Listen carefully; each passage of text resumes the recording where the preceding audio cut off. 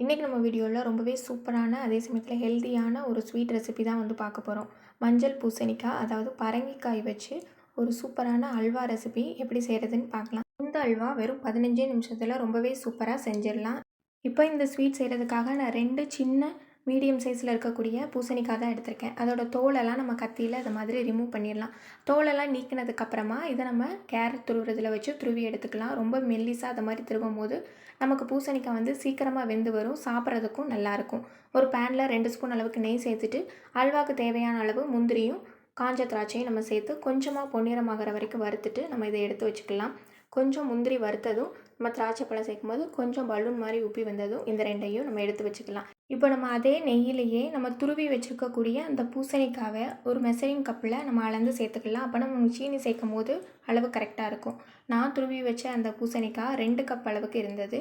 இப்போ நம்ம நெய்யிலேயே ஒரு 5 நிமிஷம் மிதமான தீயில வச்சு நம்ம அந்த காயை வதக்கி எடுக்கணும்.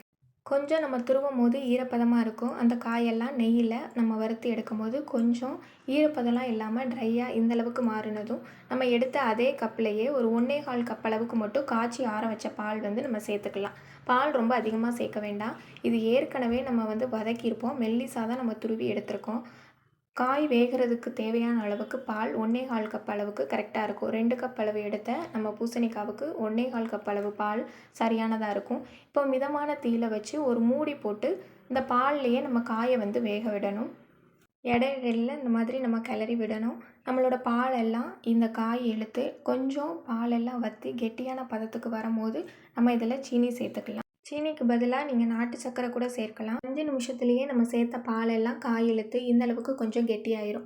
இந்த மாதிரி பதத்துக்கு வந்ததுக்கப்புறமா நம்ம இதில் வந்து சீனி சேர்க்க போகிறோம். நம்ம எடுத்த 2 கப் அளவுக்கு அந்த துருவின பூசணிக்காய்க்கு 1/2 கப் அளவு சீனி கரெக்டாக இருக்கும். ரொம்ப இனிப்பு அதிகமாக வேணும்னா 3/4 கப் அளவுக்கு சேர்த்துக்கலாம். நாட்டு சர்க்கரை சேர்க்கும் போது இனிப்பு கம்மியாக இருக்கும், அதனால் 3/4 கப் சேர்த்துக்கலாம். சீனினால் நான் இப்போ 1/2 கப் அளவுக்கு தான் இதில் சேர்த்துருக்கேன். இப்போ நம்ம சீனி சேர்த்ததும் கலந்து விட்டால் கொஞ்சம் இந்த சீனி எல்லாம் உருகி கொஞ்சம் இளகுன மாதிரி தண்ணி பதத்துக்கு இருக்கும். இளகுன அந்த சீனியோட பாகு திரும்ப கெட்டியாகிற வரைக்கும் ஒரு 2 நிமிஷம் நம்ம மிதமான தீயில வச்சா போதும். இந்த பூசணிக்காயில் நிறைய ரெசிபி பண்ணலாம். எந்த மாதிரி பண்ணாலும் சாப்பிடாதவங்களுக்கு கண்டிப்பாக இந்த மாதிரி ஸ்வீட் ஒரு தடவை செஞ்சு பாருங்கள். டேஸ்ட் ரொம்பவே சூப்பராக இருக்கும்.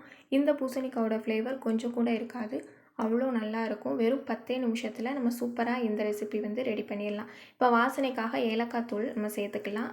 ஏலக்காய் தூள் சேர்க்கறதுனால நம்மளுக்கு இந்த காயோட ஃப்ளேவர் சுத்தமாக இல்லாமல் அல்வா சாப்பிட்றப்போ கேரட் அல்வாலாம் நம்ம சாப்பிட்ற அந்த மாதிரியான டேஸ்ட்டுக்கே இது ரொம்பவே சூப்பராக இருக்கும். இப்போது இந்த அளவுக்கு நம்ம சீனி பாகெல்லாம் வற்றி கொஞ்சம் கெட்டியாக இருக்குது.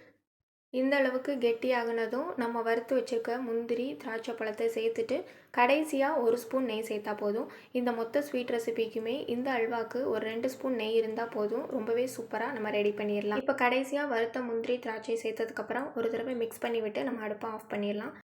ரொம்பவே டேஸ்டி அண்ட் ஹெல்த்தியான இந்த மஞ்சள் பூசணிக்காயில் பண்ணக்கூடிய அல்வா ரெசிபி ஒரு தடவை நீங்களும் செஞ்சு பாருங்கள்.